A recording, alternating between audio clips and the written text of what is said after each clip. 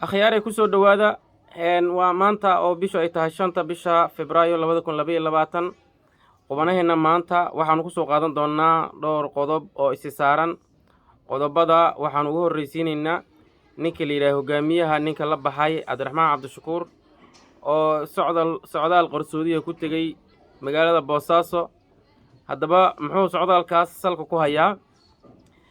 horta waa sidaan sheegnay socdaalkaas socdaal qarsoodi ahaa oo dhuumanayay socdaalkaas oo uu markii hore halkan ka tagay uu maaragtaa san qarsasho ahaan uu ku tagay meesha magaalada Nairobi kadibna halka uu ka soo wareegay uu ka yimid waxa la soo warinayaa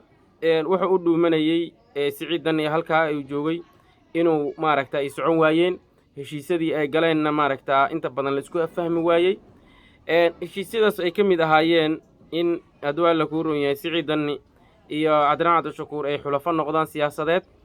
taasoo maaragtaa adwaa la ku runyahay la isweydiiyo su'aalo ah danni uu soo jeediyo ah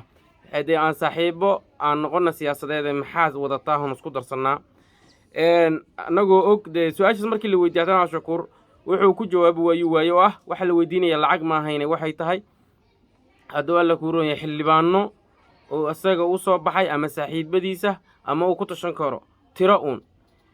waxaan ognahay halkaana siciidan inuu maaragtaa ku baraarugsan yahay kursigii maaragtaa uu asagu beeshiisii loo barogayba maaragtaa xubin haweena la siiyey maadaama beeshiisa maaragtaa cayr ahaan 3 xildhibaan oo golaha shacabka haday leeyihiin la yiri beeshii leh 3 xildhibaan oo golaha shacabka mid ka mid inay maaragtaa qoonda haween ay ka dhigto booska asagoo ka dhashay qolada jilibka la yiraahdo Habareji ayaa booskiisa waxa laga dhigay maaragtaa adwaa la ku runyahay qoonda haween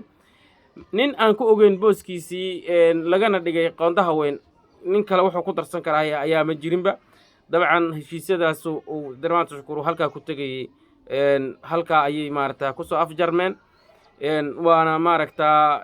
waa un asaga maaragtaa un halka u tagay siciidan ma ahayn nin asaga uu hamuun qabo oo wacanayana ma ahayn waxa halka aan ku qodobka labaad aan ku xijino ah ninka la yiraahdo meesha wasiirkii hore ee wasaaradda gaashaandhigga Soomaaliya Cabdirashiid ninka la yiraahdo ayaa xalay waxa lagu xanibay ama lagu xiraba magaalada Beedhabo kadib markii ciidamo hubeysan ay gurigiisa ku tageen saldhigana la geeyay sida la soo warinayo hase ahaatee xilli dambe xalay ama saqdi dhaca ayaa dib maaragtaa xuriyadiisa loo siiyey maantana isagu wuxuu ku soo bandhigay dhoolatus isagoo ciidan wata iyo magaalada dhex lugeynayay isagoo maaragtaa haduu la ku roon yahay tusaya ninka la yiraahdo lafta gareen iyo dadkii soo dirsadaba in aan waxba magaalada looga qaadi karin maadaama uu yahay ninka laandheere raxan weyna maadaama uu yahay nin liisaana aan Beedhabana maaragtaa uu yahay meesha ku kaadin lahaa ay tahay lafta gareenna uu yiri meeshan umaada dhalan Beedhabo iguma xiri kartid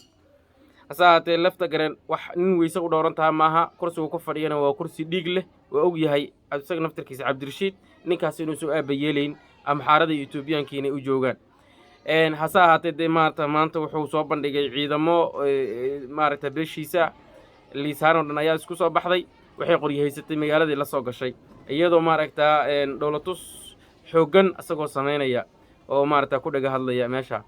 laakiin marnaba Cabdirashiid iyo saaxiibadiis ma filayaan inuu halka xildhibaan ka soo qaado rajo loogama qabo halka khiyaaray